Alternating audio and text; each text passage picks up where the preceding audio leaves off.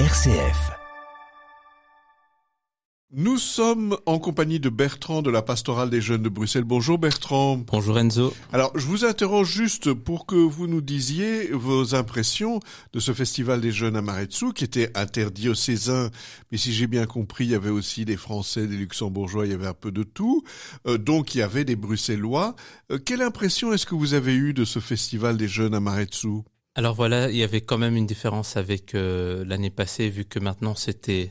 La deuxième édition. Mais pas seulement ça, vu que au départ c'était pour annoncer et préparer les GMJ et par après pour avoir des retrouvailles en fait. Et donc c'était chouette de voir que c'était un peu une occasion de revivre ce même événement, mais dans un autre contexte, après avoir pu vivre les GMJ à Lisbonne, et aussi de voir que ça permet aussi à d'autres jeunes qui sont peut-être trop jeunes pour participer, d'aussi pouvoir goûter à cette ambiance-là.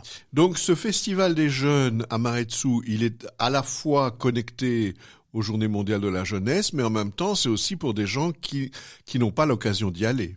Tout à fait, parce qu'il est ouvert à ceux de 15 ans qui étaient trop jeunes en tout cas pour aller à Lisbonne, et qui seront, ceux de 15 ans maintenant, peut-être pas, mais ceux qui ont 15 ans avant les GMJ en Corée du Sud seront trop jeunes pour participer aux GMJ. Et du coup, ça donne l'occasion et à ceux qui se préparent à vivre les GMJ de pouvoir se préparer, de se mettre dans le bain, et à ceux qui sont encore trop jeunes ou qui ne sont pas disponibles, de pouvoir goûter aux GMJ à l'échelle belge. Alors, un festival des jeunes à Maretsu, Bertrand, ça doit être quand même une fameuse organisation. Je suppose que toutes les pastorales de jeunes au niveau diocésain, vous avez tous eu quelque chose à faire, même peut-être des mois à l'avance. Vous êtes arrivés à tenir compte aussi de ce que vous aviez appris de l'an dernier ? Tout à fait. Donc, moi, j'ai pas la vue globale. Comme tu l'as dit, chaque équipe diocésaine avait une tâche, une responsabilité particulière, mais on s'est aussi réparti les tâches par rapport aux forces des équipes et aux disponibilités. Donc il y a certains qui ont beaucoup porté, il faut pas sous-estimer non plus l'apport des bénévoles qui ont énormément bossé, et on voit aussi par rapport à l'année passée que ça a enthousiasmé pas mal de bénévoles à se mettre dans le bain et d'aider à porter cet événement. Donc il y avait eux aussi qui étaient là pour porter cet événement. Et du coup, c'était riche de voir qu'on était de nouveau ensemble comme pastorale des jeunes de la Belgique francophone pour porter cet événement. Et moi, par exemple, j'ai remarqué l'amélioration et le progrès par rapport à l'accueil que j'ai fait l'année passée et en partie aussi cette année. Moi, j'étais pas dans la préparation, purement dans l'exécution, donc mon point de vue est limité. Mais j'ai quand même remarqué que c'était beaucoup plus fluide, qu'on a vraiment pensé à rendre ça plus efficace aussi en termes de nombre de personnes qu'on mettait pour que ça soit plus gérable pour toutes les personnes engagées dans ce service-là. Et donc, oui, dans les petites choses comme dans les grandes, aussi réfléchi au nombre d'ateliers, par exemple, parce que l'année passée, il y en avait beaucoup plus. Et aussi au nombre de concerts. L'année passée aussi, il y en avait plus et parfois en même temps. Et là, on a vraiment dit, voilà, on va faire une petite sélection pour qu'il y ait peut-être moins de choix, mais pour que, à l'inverse de la chose, que les jeunes n'ont pas l'impression qu'il y a tellement de choses à faire que finalement, on ne sait pas quoi choisir. Et que dans ce sens-là, c'était plus... je pense que c'était encore une meilleure réussite au sens organisationnel. Même si l'année passée c'était très bien aussi, mais c'était la première fois et clairement il y a eu des améliorations. Mais justement Bertrand, comme l'année dernière c'était avant les JMJ, cette année-ci c'est ce festival des jeunes à Maretsu, c'était après les JMJ. Est-ce que ce festival va continuer d'année en année, même les années où il n'y a pas de JMJ? Est-ce que ça vous a donné le goût, vous autres qui êtes dans les pastorales de jeunes, de dire on va faire un rendez-vous annuel en Belgique francophone, indépendamment, je dirais, de tous ces rendez-vous internationaux? Alors là, je ne peux pas me prononcer là-dessus parce qu'on n'en a pas encore rediscuté depuis le festival. Et comment vous le sentez, Bertrand? Je ne me prononce pas dessus. Mais ça veut dire qu'il y avait quand même une envie, un désir. Vous avez quand même senti que les gens qui venaient étaient heureux de se retrouver entre Belges. Ça, c'est sûr et certain. Mais comme j'ai dit, c'était pas non plus exactement le même public. Donc on voit que ça peut aussi toucher à différents moments d'autres groupes. Tu as évoqué les Français, donc voilà, il y a aussi l'apport un peu vu que voilà, on a des pays francophones qui sont pas très loin, ça peut aussi être une proposition intéressante pour eux. Mais c'est pas tous les mêmes participants que l'année passée ou même tous les participants des GMJ qui sont revenus pour ce festival. Donc en même temps, ça a touché une section du même public que l'année passée, mais en même temps une autre section. Et du coup, on voit que voilà, d'une année à une autre, ça quand même rejoint de toute façon des jeunes qui étaient très contents de se retrouver, certains qui connaissaient pas du tout et qui ont pu revivre ça, d'autres qui revenaient pour une deuxième fois. Voilà donc en tout cas, oui. Il y avait un effet à ce festival qui n'était pas nécessairement lié à l'événement des JMJ alors. Je dirais les deux en partie, mais voilà, j'ai pas encore bien analysé. Je vais pas faire de. Non, mais c'est une impression. Voilà. Et alors, justement, il y avait des accompagnateurs qui sont venus avec leurs jeunes, des accompagnateurs là qui ont tous les âges. Ces accompagnateurs n'étaient pas le nombre le plus important, évidemment, hein, parce que le plus important, c'était les jeunes. Mais ces accompagnateurs avaient l'air heureux d'être là aussi, parce que c'était un peu du camping, hein, il faut bien le dire, cette vie du festival. Tout à fait, mais l'avantage, c'est qu'au niveau du programme, tout est fourni par l'organisation même. Donc, en gros, les accompagnateurs viennent pour accompagner leurs jeunes. Ils n'ont pas vraiment beaucoup de travail d'animation en théorie.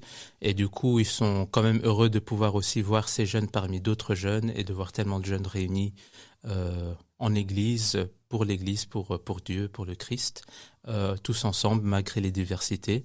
Et donc, je pense qu'ils sont, en tout cas ceux dont j'ai des échos, donc plutôt les accompagnateurs de Bruxelles, ils sont toujours très contents de voir tout ce qui s'organise et de pouvoir vivre ce moment ensemble. Ça veut dire qu'en fait, la prise en charge, quand vous disiez tout à l'heure, les bénévoles et les pastorales des jeunes prennent vraiment tout en charge, ça veut dire que ces accompagnateurs peuvent regarder les choses d'un peu plus loin. On ne les implique pas nécessairement. S'ils veulent, évidemment, ils peuvent, mais je veux dire, on les implique pas. Je vais peut-être corriger un peu. Oui et non, dans le sens où il y a certains accompagnateurs de groupe qui ont été à qui on a demandé d'animer l'une ou l'autre chose. Oui, étant donné leur personnalité, évidemment. Et leur charisme et leurs compétences. Mais ça, c'est en amont. Et du coup, en pratique, généralement, ceux qui viennent comme accompagnateurs, mais pour vraiment accompagner le groupe, normalement, ils n'ont pas d'engagement pour l'animation d'un atelier, par exemple. Peut-être qu'il y a des exceptions à ça, mais c'est vrai que certains intervenants et ceux qui ont aussi des bénévoles, c'est vrai que en temps normal, pendant l'année, ils ont aussi un groupe qu'ils accompagnent et à qui on a du coup demandé d'aider à l'animation ou à l'organisation du festival. Mais ceux qui vraiment venaient avec leur groupe, généralement, ils étaient assez libres pour vraiment juste accompagner le groupe, mais à quelques exceptions près. Alors, justement, j'imagine, hein, Bertrand, j'anime un groupe de Bruxellois et de Bruxellois avec leur diversité linguistique, culturelle, ethnique et n'en parlons pas. Et on arrive à Maretsou et on rencontre les gens d'autres régions. Quel est l'intérêt que j'amène des jeunes de Bruxelles à cette rencontre, parce qu'après tout, déjà, entre Bruxellois, on se connaît pas assez. Tout à fait, mais une petite anecdote, moi aussi, ça m'a permis de rencontrer par exemple un animateur de jeunes de Bruxelles dont j'avais entendu parler et on s'est croisés par hasard à la Catobel Cup. Et voilà, ça a permis de faire des liens, de voir, d'entendre un peu plus ce qu'il vivait dans son groupe et de pouvoir l'inviter à un événement. Donc paradoxalement, on y rencontre aussi des Bruxellois en dehors de Bruxelles. Donc on se rencontre mieux quand on est en déplacement, d'une certaine manière. Pas mieux, mais parfois ça peut permettre une rencontre qui ne serait pas possible autrement à Bruxelles. Donc il y a cet avantage-là. Et c'est vrai qu'on se connaît peut-être pas assez entre Bruxellois, mais ça veut pas certainement dire qu'on se connaît déjà assez en dehors de Bruxelles. Et donc ça reste assez important, surtout pour les jeunes de l'Église d'aujourd'hui, de se rendre compte que voilà, on n'est pas tout seul, on est différent. Il y a des gens ailleurs qui vivent la même chose, parfois d'une façon différente, et que ça vaut la peine périodiquement, ponctuellement, de les voir et un peu de célébrer aussi ensemble. Et ça ne diminue pas un peu le besoin et l'importance d'aussi se connaître entre Bruxellois, mais c'est complémentaire. Mais parfois, on a l'impression que l'essentiel, c'est ma vie de groupe, dans un petit groupe. Et là, je suis devant un millier de personnes, devant un groupe assez important. Les deux ont un avantage, le fait d'être dans un grand groupe de gens qui croient et qui célèbrent et qui sont là. C'est aussi important que ma vie de groupe. Tout à fait. Alors, bien sûr, il y a des préférences. Les uns préfèrent un aspect plutôt que l'autre et inversement pour d'autres. Mais c'est vécu parfois comme une tension dans le sens où il faut faire des choix. Qu'est-ce qu'on va prioriser, plutôt la vie de groupe ou les grands rassemblements, que ce soit pour les jeunes ou même pour les pastorales. Mais c'est vrai que c'est plutôt une histoire de complémentarité et que c'est une expérience nécessaire, je pense, surtout comme jeune croyant, de pouvoir vivre ces deux axes de la vie de foi d'un chrétien.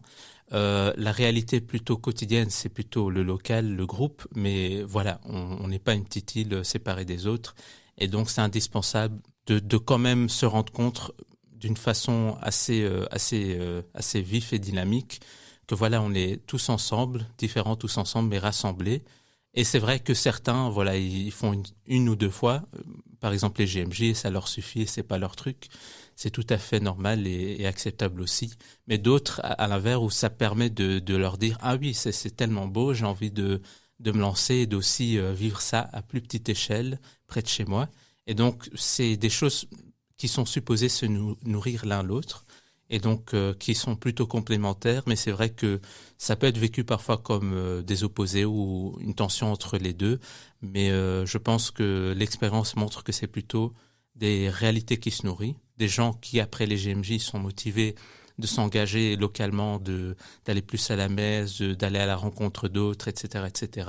Et d'autres qui ont vécu ça plutôt en petit groupe, la vie de foi, qui se disent « Ah, j'aimerais voir s'il y a pas peut-être quelque chose de plus grand, d'un peu plus large, et de découvrir un peu plus comment d'autres jeunes vivent, etc. » Donc, c'est plutôt des aspects qui sont complémentaires. Même si parfois on a l'impression que voilà, c'est pas. Il y a un peu de compétition, mais c'est pas vrai. Voilà, non. C'est la perception, mais c'est pas la réalité.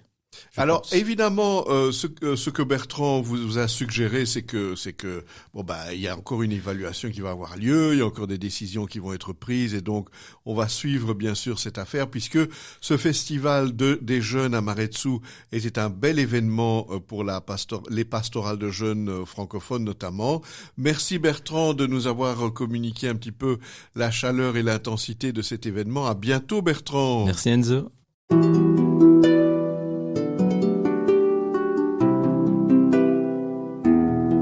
Au fil de la vie, Enzo Bordonaro.